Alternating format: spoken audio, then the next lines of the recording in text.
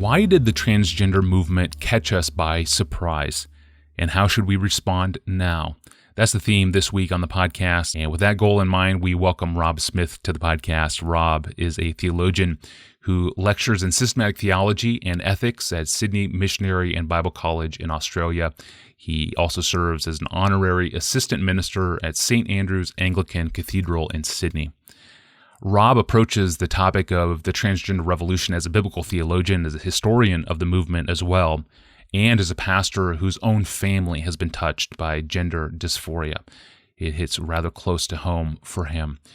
And we are all being hit by what he has called a transgender tsunami of gender fluidity in Western culture. Rob has completed extensive research of the history of how we got to now. The transgender movement, as you will hear, did not appear out of nowhere. There is a backstory. And to tell it, here's Rob Smith. Yes, well, thank you, Tony. That's a marvelous question. It certainly didn't come out of nowhere. You can trace the roots right back, really, I think. Well, you can go back to Genesis 3 if you want to, but certainly in the modern period, you can go back to the Enlightenment and then various developments subsequent to that. But you're right to focus on the 1960s. That's certainly where a number of revolutions came together. And I guess we're familiar with the label the sexual revolution, which is, of course, is a sort of broad umbrella. But there are a number of things going on there, I think, that really set the stage, as you say, for the transgender revolution. Let me just run through a number of aspects, I think, that are relevant. You've got the advent of the contraceptive pill in 1961, which has the effect of severing sex from procreation. And that itself then changed people's view of sex. It became a leisure activity and something for pleasure rather than having a procreative purpose embedded in it. And that, of course, then, I guess, opened the door to increased sexual freedom in a very new and pronounced way. So that's one factor. Also on the sort of medical front, you've got not so much the development of antibiotics. I mean, they've been around for some decades before the 60s, but I guess the more effective treatment of various sexually transmitted diseases and a perception that therefore developed that really people didn't need to worry about the danger of STDs, and that again increased sort of sexual experimentation. Okay, so those things are going on in the broader society, and I guess you could say sort of pushed on by medical development. Alongside of that, you've got various social revolutions. The feminist revolution perhaps is the most obvious thing to pinpoint here. And again, at the heart of that, you've got I guess a deconstructing of the way that people tended to think about sexuality and gender. You've got Simone de Beauvoir's very famous statement that one is not born a woman, but one becomes a woman. That becomes very, very important for later queer theory and transgender ideology.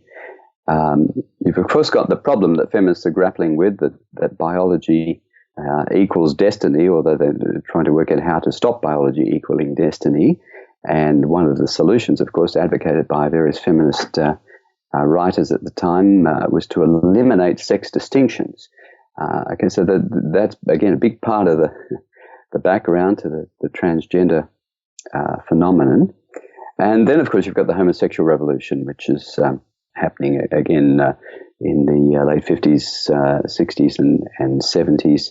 I guess there's a broader acceptance of sexual nonconformity. You've got the idea that biological sex perhaps does not determine a person's sexual orientation, and therefore that begs the question, well, does it then in fact determine a person's gender? Does there really have to be this necessary connection between biological sex and gender identity? So all of those things, I think, are bubbling out of the sexual revolution of the 60s and paving the way for the transgender revolution. Now, you asked the question, why didn't we see it coming? Well, it was there to be seen. Interestingly, one of the things I've done is sort of trace back some of the history over the last 100 years or so of the development of the transgender movement. I mean, back in 1964, you've got the creation of the Erickson Educational Foundation, which was designed to promote both gay equality and transgender equality. and that was set up by a trans man named Reed Erickson. 66, you've got a significant publication of a book called The Transsexual Phenomenon, as well as the famous Compton cafeteria riots in San Francisco. So there are things happening there in the 60s. Even 68, you've got the International Olympic Committee wrestling with, well, what do we do with transsexuals who want to compete in the Olympics? And they had to make a determination about that. And then perhaps the little-known fact is that in the Stonewall riots in 69, there are transgender patrons involved in that whole episode. And so the transgender revolution, same-sex revolution, have really been tied together in a variety of ways from the start.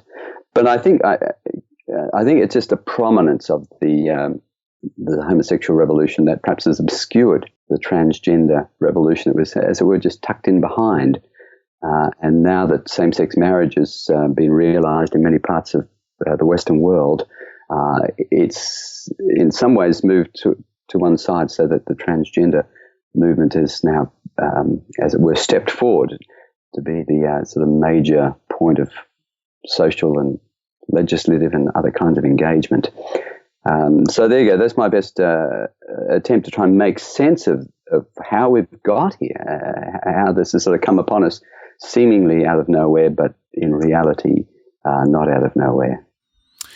No, that's a great summary of the backstory. I wish we had time for more of the history, but I want to stay focused on the here and now from here on. As you can imagine, we get a lot of questions on transgenderism in the inbox of this podcast.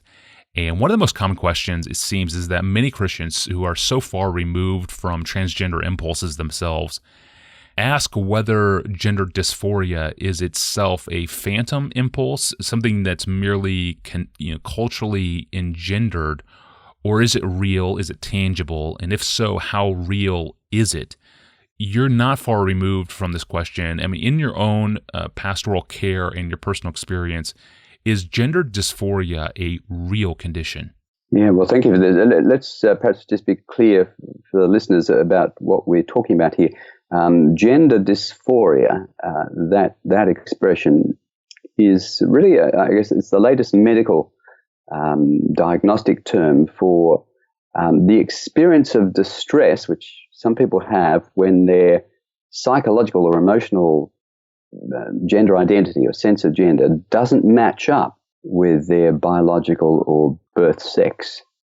Previously, and certainly in earlier versions of what's called the Diagnostic and Statistical Manual of Mental Disorders, that phenomenon was referred to as gender identity disorder. But I guess there was a move, again, amongst the American Psychiatric Association to try and destigmatize that disorder. And now it's, I guess, being normalized in society. And so what's happened is that it's simply now the distress that the person feels it's being focused on. If a person has a mismatch between their sense of gender and their biology, and they're not distressed by it, then they don't have any condition according to the APA. They don't have gender dysphoria. Gender dysphoria focuses in on the distress that a person may feel, and of course most do feel, if they have this mismatch.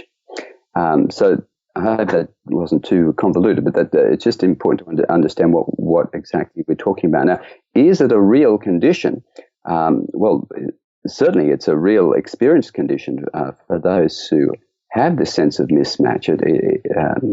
For many, if not most, it's profoundly distressing and anxiety producing and shame producing and depressive. It's an awful condition or affliction to bear. But I guess the key question lurking in there is, what kind of condition is it? This, again, I think is where our culture is easily confused. And one of the perhaps confusing factors is that there is a number of conditions that fall under the umbrella of intersex, where a person is born with some kind of genital or biological ambiguity, and that certainly can give rise to gender dysphoria. or you've had some tragic stories, for example, of a circumcision gone wrong, and then doctors making a decision to turn a boy into a girl to, as it were, try and deal with their mistake. And then this boy later on, of course, he's going to have profound gender dysphoria.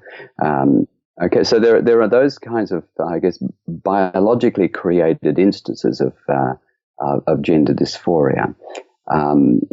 But for those for whom there is no sort of biological ambiguity or any kind of intersex ambiguity or anything of that kind, then we need to ask, well, what is gender dysphoria for them? Well, I think the answer is quite clearly it's a psychological condition, not a biological or you might even say ontological condition. The problem is in the psychology, they feel like they're in the wrong body. They're not actually in the wrong body. It's not that you've actually got a man inside a woman's body or a woman inside a man's body, but clearly the person feels as if they've been perhaps given the wrong body or what they feel that mismatch and as I said, are very distressed by it. So if we understand that and understand that people really do suffer from this, it ought to evoke our compassion, because it's a horrific affliction to bear. It's one of the reasons why the suicide or attempted suicide rate for those with gender dysphoria is as high as it is. So I hope that sort of helps. Perhaps, I know it's not a simple answer, but I hope it perhaps clarifies issues. It does. It does, yes. So is it safe to assume the biological ambiguity is the minority condition, with the psychological condition being in the majority of cases? Yes, I think that's certainly true. I mean, it's enormously difficult to get accurate figures, but I think that is certainly the case. Interesting. Thank you, Rob. We have only begun the week. Rob will be with us all week answering a number of questions, and there are many.